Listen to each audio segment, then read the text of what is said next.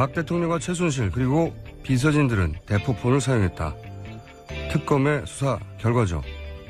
어제는 그런 대포폰을 최순실의 개인 비서 노릇을 한 청와대 이영선 행정관의 후배가 운영하는 휴대폰 대리점에서 개설했다는 사실까지 밝혀졌습니다. 생각해보면 기가 막힐 일입니다. 세계 어느 나라 대통령이 자신의 비서진들과 대포폰으로 상시 통화하고 그리고 그 대포폰은 비서진의 민간인 지인을 통해서 주기적으로 대량으로 공급받습니까? 대통령까지 갈 것도 없습니다. 일개 주민센터도 그렇게는 안 돌아갑니다. 사기업도 그런 곳은 없죠. 사장과 직원들이 항상 대포폰으로 통화하고 몇 개월마다 폰을 전부 교체하고 그런 회사가 있나요? 범죄 집단 말고 그런 곳이 있습니까? 항상 대포폰을 사용하는 사람은 자신이 하는 일이 세상에 드러나서는 안 되는 일이라는 걸 스스로 자각하고 있는 겁니다.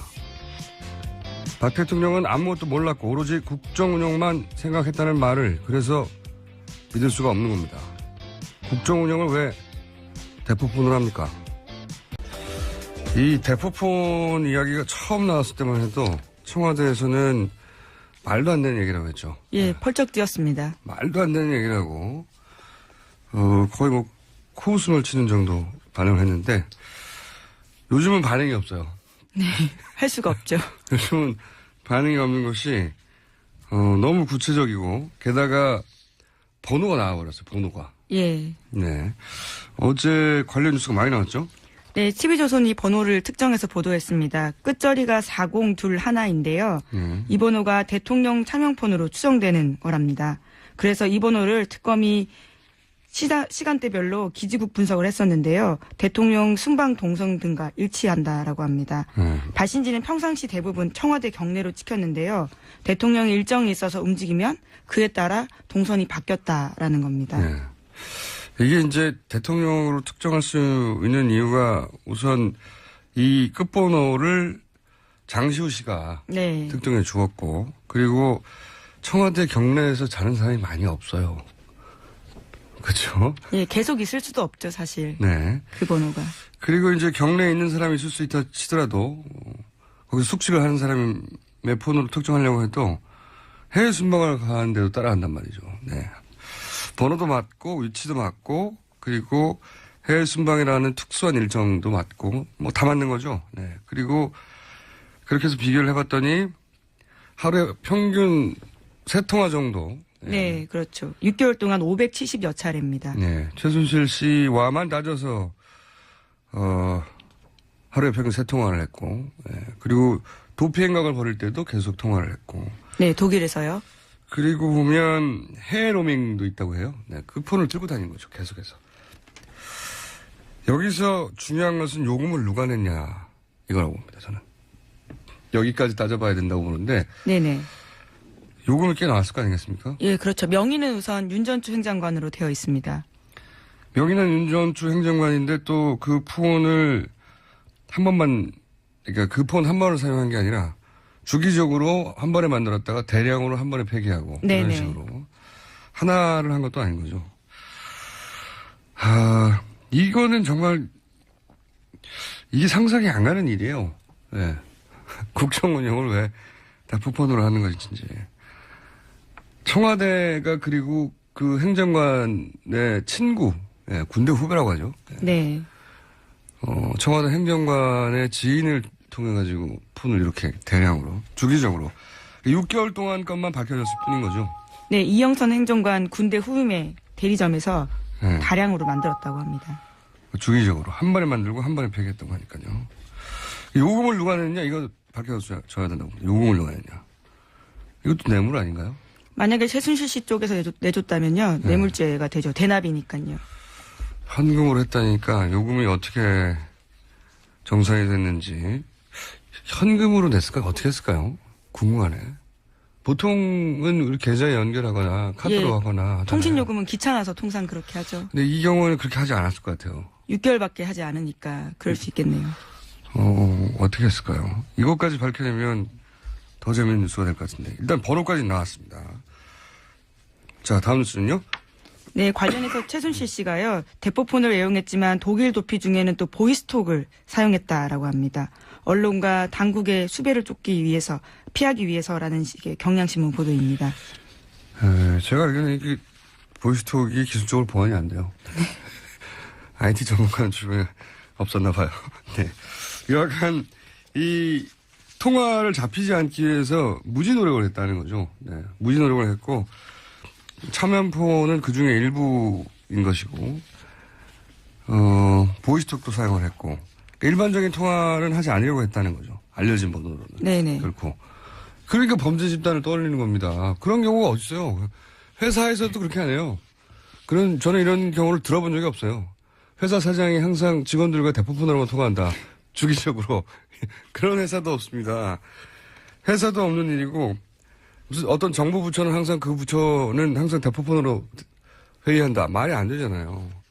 근데 하물며 청와대에서 이런 식으로 주기적으로 했다는 건 자기들이 하는 일이 이게 이상한 일이라는 걸 알았던 거죠. 너무나 자명하게도. 왜냐면 이게 보안폰이 있거든요, 따로. 네, 그렇죠. 지급을 합니다, 청와대에서. 네. 물론 최순실 씨한테는 지급하지 않습니다. 그러니까요. 그러니까 예. 들키지 말아야 하는 일이라는 걸, 들키면 안 된다는 걸 알고 있었던 거죠. 너무나 자명하게도. 그런데 국정 운영만 했다고 하니까 믿을 수가 없는 겁니다. 말이 안 되는 거죠. 이 대포폰 만약에 취임 이후부터 계속 다 추적해낼 수 있다면 어마어마한 이야기 나올 것 같아요. 네, 청문회 때도요, 차은택 씨 같은 경우에도 자기가 대포폰 전해받았다라고 이야기했고요, 최순실 씨한테요. 뿐만 아니라 최순실 씨와 함께 일하는 사람들은 다 하나씩 가지고 오라고 했다고 합니다. 그런 것만 보더라도요, 실물이 없어서 그렇지 번호가 어마어마한 거죠. 그러니까요. 같은 시간대만 하더라도 막 10개씩 휴대폰에서 나오고 그랬대잖아요. 예, 네. 그래서 이제 본인도 헷갈리니까 거기 뭐 스티커 하나 뭘 붙여놨다면서요. 예, 반창고 붙여놓은 건 실제로 제가 봤습니다. 워낙 개수가 많다 보니까요. 쓰다가 버린 것 중에 일부를 확보하신 거죠. 예, 네, 예. 지사에서 반창고가 붙어 있다고 합니다. 무슨 반창고예요? 예, 그때 뽀로로 반창고였습니다. 꽤 귀여운, 예. 아, 그래서 이제 뽀로로 그림에 따라서 구분을 하는군요. 이 사람은 뭐, 집에 반창고가 다양한 종류가 있지 않다 보니까 네. 그 당시에 뽀로로 반창고가 잘 나갔던 것 같습니다. 그래서 그걸 붙여놓은 게 아닌가 싶습니다. 뽀로로 캐릭터가 여러 개예요? 그건 저도 잘. 그 세 개까지는 모르겠는데 어쨌든. 예, 예. 그리고 이제 그 폰을 확보해서 보면 겨우 한 사람이나 두 사람이나 세 사람 많아봐야 예, 그렇죠. 그 폰으로는 그 사람들하고만 통화하는 거죠. 예, 맞습니다. 특정인의 번호만 넣어주고요. 상대방도 아마 대포폰 번호이기 때문에요. 기억을 못할 겁니다. 그렇기 때문에 입력을 해서 그렇게 전해주는 거죠. 이 서로. 폰으로는 이것만 해라. 제가 보기에는 말이죠. 이거는 그 조직범죄 아니면 간첩이에요. 그거 외에는 이런 식의 조직적이고 주기적이고 대량의 대포폰을 사용하는 케이스는 있을 수가 없는데 그걸 대통령이 사용했다고 하니까 이게 황당한 거죠. 이런 뉴스에는 왜 청와대 응답이 없답니까? 처음에 대포폰 얘기 나왔을 때만 하더라도 절대 번호는 알려지지 않을 거라고 생각했던 것 같아요. 예, 그럴 수 있죠. 네, 그래서 이제 전면 부인했다가 요즘 너무 구체적이니까 대답이 없습니다. 그리고 자, 홍보 라인에서 실제로 몰랐을 수도 있을 거란 생각도 들긴 듭니다. 어떤 선까지만 알고 그 아래로는 몰랐을 것 예, 같아요. 예. 예. 그래서 정말 없다고 그 당시 생각했을 수도 있지 않나라는. 네. 지금은 이제 물어봐야 되잖아요. 그렇죠. 네. 쓰셨어요? 이렇게 물어봐야 되는데 아무도 안 물어보나 봅니다. 네. 예, 정호성 전 비서관 같은 경우에도요. 헌법재판소에 나와서 대통령이 썼다라는 거 증언했거든요. 예, 입이 다 안 맞춰진 거죠. 어떤 부분은 디테일까지. 자. 정성주 씨, 정대주 씨, 그다음에 윤전주 씨 다 자기 방으로 갔어요. 그랬는데 방에서 나오고 새벽에까지 계속 들어간다는 표정을 어떤 사람인지 이해가 하셨고 세상에 계시면 아무나 들어갈 수가 없거든요. 이영선 씨가 들어갔다 한참 나왔다가 또 다시 들어갔다가 몇 번을 그렇게 했던 것 같아요. 되게 그때까지 들어갔죠. A씨는 이영선 행정관이 대통령과 관련한 핵심 의혹을 풀어줄 키맨이라고 지목했습니다.